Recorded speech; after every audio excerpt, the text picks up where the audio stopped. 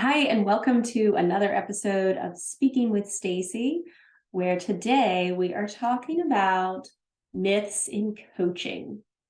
Lots of great myths exist out there around the coaching industry. So I wanted to shed a little light for you today on some of the truths and disperse a little bit of knowledge around what coaching is and what coaching is not.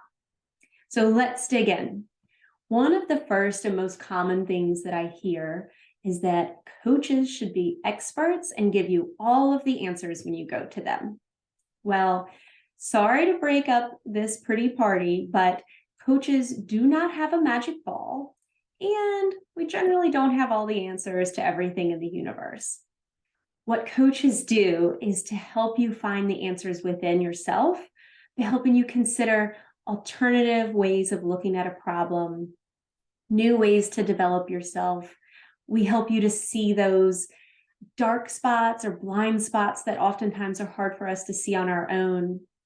We really analyze your habits and your mindsets that might be getting in your way and consider how we can elevate those to help you reach your stated goals.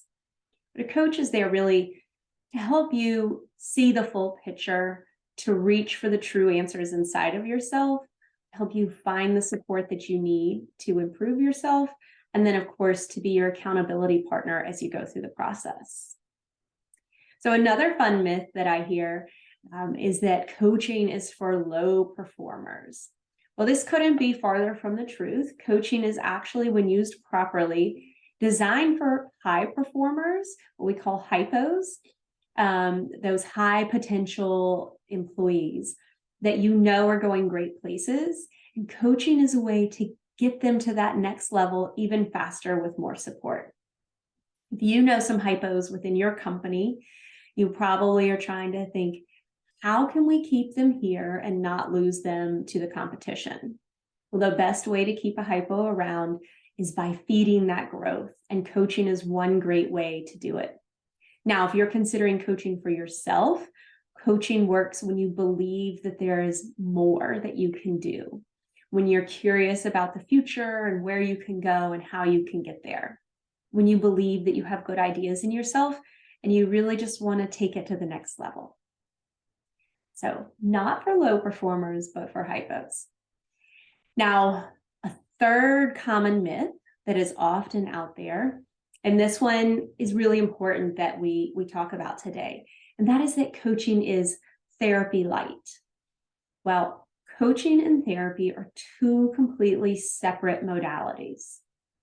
Therapists have been trained to work with individuals and unpack their past, their traumas, their difficulties, to learn how to live through those experiences. Whereas coaching, it's helpful to understand my client's past, but coaching is really about designing a plan for the future. We're talking about where you are today, where you want to go, and how you're going to take actions to get there. In fact, many of my clients actually have therapy and coaching concurrently. And I recommend that if therapy is what you are after, you 100% focus on therapy. And if coaching is what you are after, get a coach. But certainly welcome the combination and think it's valuable for each of us to invest in both our mental well-being and our performance. So you can have a coach and a therapist at the same time successfully. The final myth I want to talk about today is the myth that coaching is too expensive or it's not affordable. So this one's tough because every coach prices their programs differently. But here's what I can tell you. Think about maybe how much you spend each month on a car payment and decide, is that car expensive or is it something worth investing in because it brings you joy or somehow makes your life easier or more comfortable? Now consider coaching. Unlike a car, coaching is not a depreciable asset. Coaching actually is an investment in your future self. And only you can decide what you can afford and what it is worth to you to improve your future by investing in yourself today. So before you go writing coaching off as too expensive, inquire about pricing, decide what's in your budget, and see if you can make a fit between the two. If you are looking for a coach, I encourage you to do your research, look around, ask for recommendations, interview potential coaches, and make sure it's a good fit between the two of you. And by all means, invest in a coach that is actually trained and certified, as opposed to someone who has just decided to call themselves a coach. I hope these Mythbusters have been helpful for you today if you're considering coaching or coaching for a team member where you work. If you have more questions, feel free to reach out to me. Until next time, take care.